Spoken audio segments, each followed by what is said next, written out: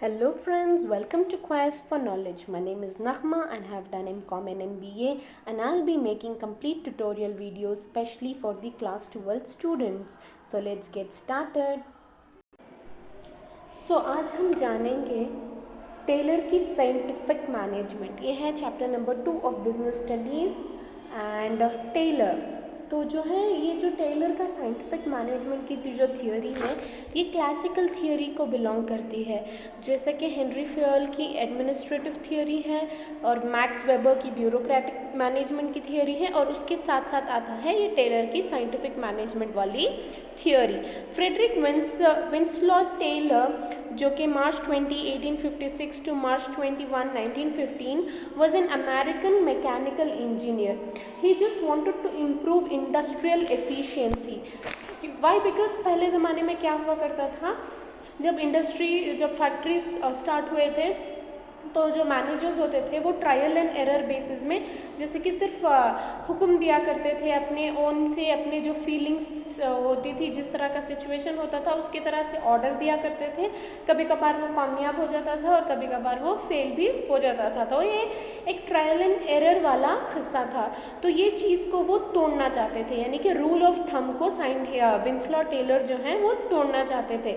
He wanted to use scientific method in all the management. वो कहते हैं कि चाहे आप एक पिक्स के लोड को आप ट्रक में चढ़ा रहे हो, अगर इस छोटे से काम को भी अगर आप साइंटिफिकली करेंगे, सिस्टमैटिकली करेंगे, तो आप बहुत ज़्यादा अपना जो एफर्ट है उसे आप रिड्यूस कर सकते हैं, टाइम को आप रिड्यूस कर सकते हैं, टाइम वेस्टेज को आप रिड्यूस कर सकते हैं, ये उनका मानना है।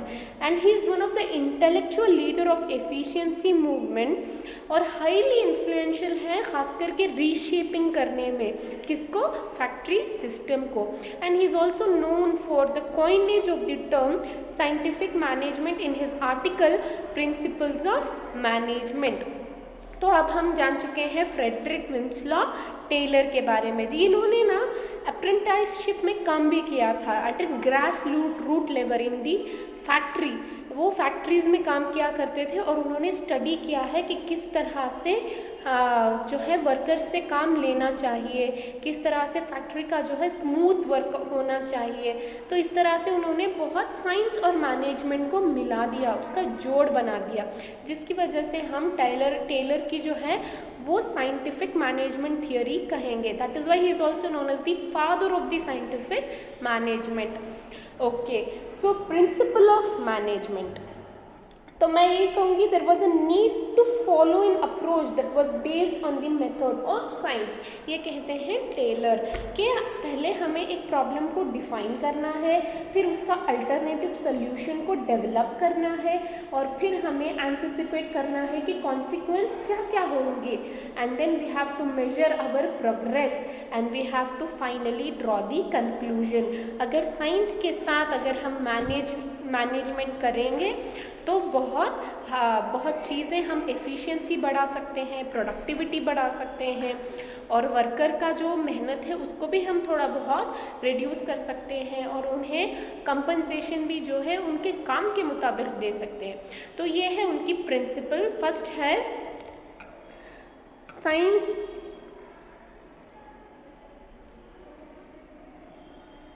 तो फर्स्ट आता है science not a rule of thumb. ये कोई ऐसा वैसा नहीं कि आप यूं ही ऑर्डर दे दें जिस तरह से आप फील करते हो या सोचते हो। अगर हम साइंस के हिसाब से गए तो पहला हम स्टडी करेंगे, फिर एनालाइज करेंगे, जिसकी वजह से हम जो है इंक्वायरी, अगर हमें एफिशिएंसी बढ़ाना है तो हमें साइंस के मुताबिक पहले स्टडी करना होगा, फिर एनालाइज करना होगा, हमें सोफिस्टिकेटेड रहना होगा अपने प्रोसेस में, जिसकी वजह से हम बहुत कुछ सेविंग भी कर सकते हैं। So that is why he is proving के science not the rule of thumb. आप भी यहाँ पे ट्रायल एंड एरर नहीं कर सकते हो। अगर साइंस आपने लिया है तो ज़रूर आपका जो है एक्शन रिएक्शन सब उसी के मुताबिक होगा। And second is harmony not Discord. तो उनका पहले क्या हुआ करता था, वर्कर्स और मैनेजर्स के बीच में बहुत अनबन हुआ करते हैं, क्लास जो एक क्लास देखा करते हैं कि आप इन्फीरियर हो, हम सुपीरियर क्लास के हैं, ऐसा है, जिसकी वजह से जो है वर्कर और मैनेजर्स के बीच में हमेशा कॉन्फ्लिक्ट होने के चांसेस रहते हैं। तो ये इनका मानना है कि there should have to be complete harmony, there should have to be a complete harmony among the managers as well as workers. तो टेलर कहते हैं कि अगर हम अपने सरप्लस में जितना प्रॉफिट जो है ऑर्गेनाइजेशन या कमाता है, तो उसका जब उसमें सरप्लस में भी अगर हम उनको वर्कर्स को अपना सरप्लस यानी कि प्रॉफिट शेयर करेंगे, तो उनके बीच में अनबन होने का चांस ही नहीं होगा, और वर्कर जो है वो भी और एफिशिएंटली काम करेंगे और प्रोडक्टिविटी बढ़ाएंगे अगर हम उन्हें उनका हक देंगे, जैसे कि प्रॉफिट में से कुछ हिस्सा उनको देंगे लेबर वेज के साथ साथ। तो जिसकी वजह से हम जो है जो कॉन्फ्लिक्ट्स जो है रोक सकते हैं, बिल्कुल ही ख़त्म कर सकते हैं। तो ये है हार्मनी नॉट डिस्कॉर्ड। और तीसरा आता है कोऑपरेशन नॉट इंडिविजुअलिज्म। एक एक्सटेंडेड फॉर्म है हार्मनी नॉट डिस्कॉर्ड का, इसका और हम डिटेल में डिस्कस करते हैं इसी चीज़ में, जैसे कि कोऑपरेशन नॉट इंडिविजुअलिज्म में।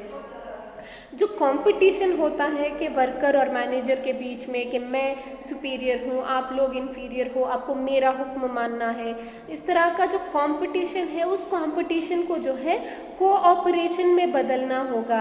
हर एक दूसरे को सपोर्ट करना होगा और दोनों को एक दूसरे की कदर भी करनी होगी, जिससे क्या होगा जो है कोऑपरेशन जो है इंडिविजुअलिज्म में नहीं होगा। एक दूसरे से इत्तेफाकी से जब हम काम करेंगे तो क्या होगा, it will help us for the smooth functioning of the business when we realize each and everyone's importance कि मैनेजर के बिना वर्कर कुछ काम नहीं कर सकते, वर्कर के बिना मैनेजर कुछ काम नहीं कर सकते। we should have to realize the need of each other and the importance of need of each other so that we have to promote cooperation more than the competition।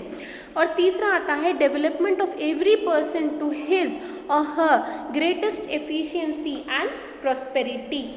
तो इसमें क्या है, हम जो है उन्हें एफिशिएंट बनाना है, जैसे कि पर्सनल। अब हम एक इंसान को अगर हम हायर करते हैं तो हम उन्हें हायर करते हैं उनकी काबिलियत के लिए, उनकी क्वालिफिकेशंस के लिए, क्या क्या काम वो कर सकते हैं उनकी स्किल्स के लिए। तो वी हैव टू उनकी जो है और जितनी उनकी खूबी है उसे और अच्छा करना है, उन्हें ट्रेन करना है, जिससे जो है उनकी एफिशिएंसी बढ़ेगी, तो हमारी मैनेजमेंट की एफिशिएंसी बढ़ेगी। मैनेजमेंट की एफिशिएंसी से यूं ही ऑर्गेनाइजेशनल की एफिशिएंसी बढ़ेगी और प्रोडक्टिविटी भी बढ़ेगी। टेलर का मानना है कि जब हम किसी एम्प्लॉय को सेलेक्ट करते हैं तभी हम उनकी जो एफिशिएंसी को बिल्ड कर सकते हैं। जैसे कि हम जब देखते हैं कि पर्सन कैसा है, फिजिकली ज़्यादा अच्छा है, मेंटली ज़्यादा अच्छा है, या उसकी इंटेलेक्चुअल कैपेसिटीज़ ज़्यादा है, तो हम उसे उस तरह की काम देंगे जिसकी उसकी एफिशिएंसी बढ़ेगी।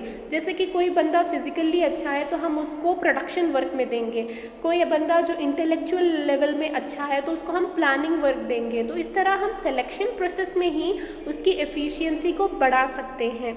तो ये टेलर का मानना है। ये पूरी चीज़ जो है साइंटिफिक प्रिंसिपल्स हैं। और टेलर इतने जो है वेरी इंटेलेक्चुअल पर्सन, उन्होंने साथ साथ हमें जो है टेक्निक भी दिए हैं।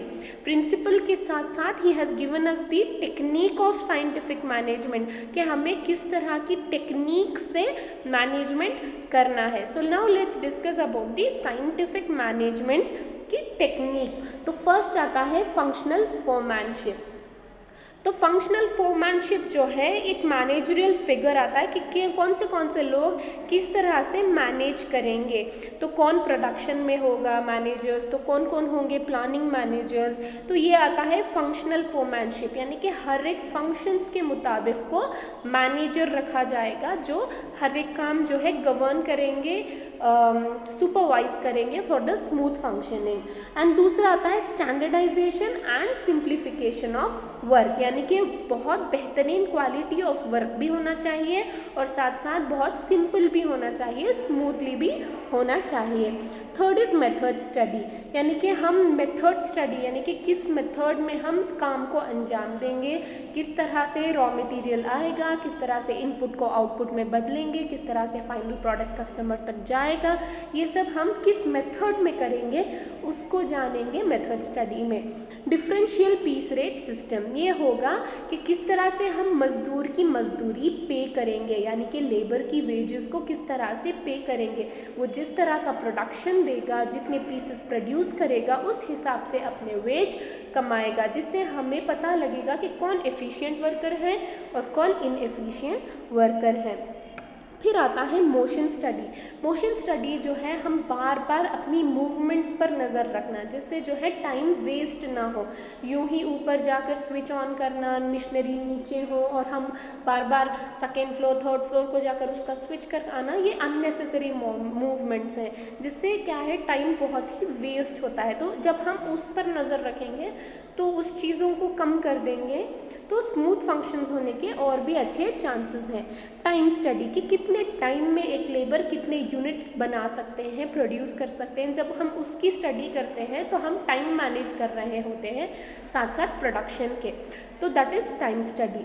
फिर आता है fatigue study. Fatigue study means जितना प्रोडक्शन प्रोसेस होता है उसमें क्या होता है, हेवी वर्क होता है, जिससे जो है लेबर्स टायर्ड हो जाते हैं।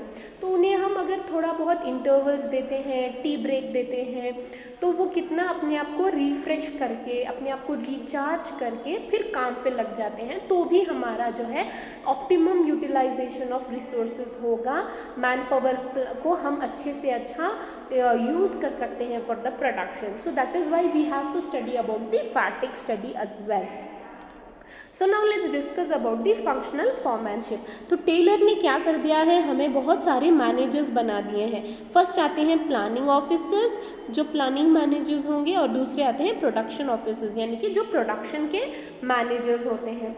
तो मैनेजर्स को फिर से उन्होंने डिवाइड कर दिया है। तो फर्स्ट आते हैं रूट क्लर्क। रूट क्लर्क का काम होता है, रूट क्लर्क का काम होगा कि रूट ऑफ प्रोडक्शन को बताना। इंस्ट्रक्शन क्लर्क का काम होगा प्रॉपर से उन्हें इंस्ट्रक्शन देना।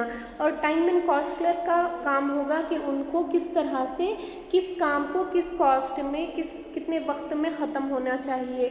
और तीसरा जो लास्ट मैनेजर है उसका डिसिप्लिन मेंटेन करने का काम होगा। ये सब आएंगे प्लानिंग ऑफिसर के अंडर में। और प्रोडक्शन ऑफिसर्स के अंडर में आएंगे स्पीड बॉस, कि क्या काम कितनी तेज़ी से हो रहा है। गैंग बॉस जो कि सबको सुपरवाइज करेगा, सबको मोटिवेट भी करेगा, वो हो गया गैंग बॉस। और रिपेयर बॉस जो चेक करेगा कि मशीनरीज में बराबर से केरोसिन ऑयल पेट्रोल डाला कि नहीं, इलेक्ट्रिसिटी प्रॉब्लम तो नहीं, या कुछ चीज़ रिपेयर हो गया है तो उसको फिर से रिपेयर कर देना, इम्पेयर हो गया है तो उसको रिपेयर कर देना। तो ये सब आएगा रिपेयर बॉस। और इंस्पेक्टर वो है जो हर चीज़ बराबर से हो रहा है या नहीं, जो चेक करेगा, इंस्पेक्ट करेगा कि प्रॉपर क्वालिटी से बना है या नहीं। तो इन सब चीज़ से ये सब चीज़ आ जाएंगे प्लानिंग ऑफिसर्स के अंडर एंड प्रोडक्शन ऑफिसर्स के अंदर। तो डाउन लेवल में जो है वर्कर्स होंगे जो डायरेक्टली काम करेंगे। सो that is all about the functional foremanship. After that we have the standardization and simplification of work। तो standardization यानी कि we have to जो है we have to स्टैंडर्डाइजेशन यानी कि हर एक प्रोसेस को हम एक स्टैंडर्ड सेट करना होता है हर एक बिजनेस एक्टिविटी में, चाहे वो रॉ मटेरियल हो या वक्त हो, टाइम हो, प्रोडक्ट हो, मशीनरी हो, मेथड हो और वर्किंग कंडीशन हो। When we set a standard that is considered as the standardisation of work. These standards are the benchmarks which must be adhered to during production। The objective of standardisation जो है, the objective of standardization is to reduce a given line। और जो कुछ भी waste products होते हैं, fixed type of product होते हैं, साइजेस होते हैं, उन सबको रिड्यूस करना है। And we have to interchangeability of manufactured parts and product to establish standard of excellence and quality in the material. तो प्रोडक्ट में जो है इतनी क्वालिटी लाना है, स्टैंडर्डाइज करना है। and we have to standardize the performance of the men and the machines. This is all over the objectives of the standardization. Now let's understand what is simplification. Simplification यानी कि हमने एक standard तो बना दिया मगर साथ साथ हम उसको सिंप्लीफाई करेंगे यानी कि आसान करेंगे. Simplification aims at eliminating superfluous varieties, sizes and dimensions, while standardization implies devising new varieties instead of the existing one. तो standardization में जो है हम कुछ excellence के ऊपर जाएंगे, simplification में जो है हम थोड़ा बहुत सिंप्लिसिटी मेंटेन करने की कोशिश करेंगे और जो है हम अननेसेसरी जो डाइवर्सिटी है प्रोडक्ट्स को उसे एलिमिनेट करेंगे सिंप्लिफिकेशन में, एंड कॉस्ट को रिड्यूस करने की कोशिश करेंगे, सेविंग्स की कोशिश करेंगे, लेबर कॉस्ट को बचाने की कोशिश करेंगे, मशीन्स के जो है अननेसेसरी यूजेज को बचाने की कोशिश करेंगे और इसके साथ साथ हम in the reduced raw material will try to make fuller utilization of equipment and increasing turnover. So जैसे कि बहुत सारे companies like Nokia, Toyota, Microsoft जो है ये खासकर इस चीज़ को फॉलो करते हैं. They successfully implement standardisation and simplification of work. So after that we have motion study. तो motion study is to know, find out one best way of doing, method study, I'm extremely sorry. Method study जो है इसमें हम जानेंगे best way of doing the job. तो बहुत सारे various method होते हैं and we have to understand the best way, and इस best way को हम कहेंगे method study. तो राइट फ्रॉम प्रोक्योरमेंट, जैसे कि हम जब रॉ मटेरियल लाते हैं उसको फाइनल प्रोडक्ट में कन्वर्ट करते हैं और कस्टमर तक ले जाते हैं, तो हर चीज़ का एक मेथड होता है. तो जो बेस्ट मेथड होगा वो उस कॉन्सेप्ट को हम अपनाएंगे. So concept of assembly line by using method study. तो टेलर क्या कहते हैं कि दिए devised the concept of assembly line by using method study. जैसे कि फोर्ड कंपनी जो है it follows method study, okay, and many of the company are still using this kind of concept. The objective क्या है method study का is to minimize the cost of production and maximize the quality of the product and the satisfaction of the consumer. So that for this purpose many technique like process chart, operation research etc. are used. तो ये सब आता है method study के under में. After that we have motion study, यानी कि motion जिस तरह के स्टडी ऑफ मूवमेंट्स को हम कहेंगे मोशन स्टडी. जैसे कि लिफ्ट करना, putting objects, sitting, changing positions etcetera which are undertaken while doing a typical job. कि जो कुछ भी हम टेलर की बात कर रहे हैं यह खासकर फैक्ट्री लेवल में और जो लोएस्ट पॉइंट में काम कर रहे होते हैं वर्कर्स उनमें बेस्ड है.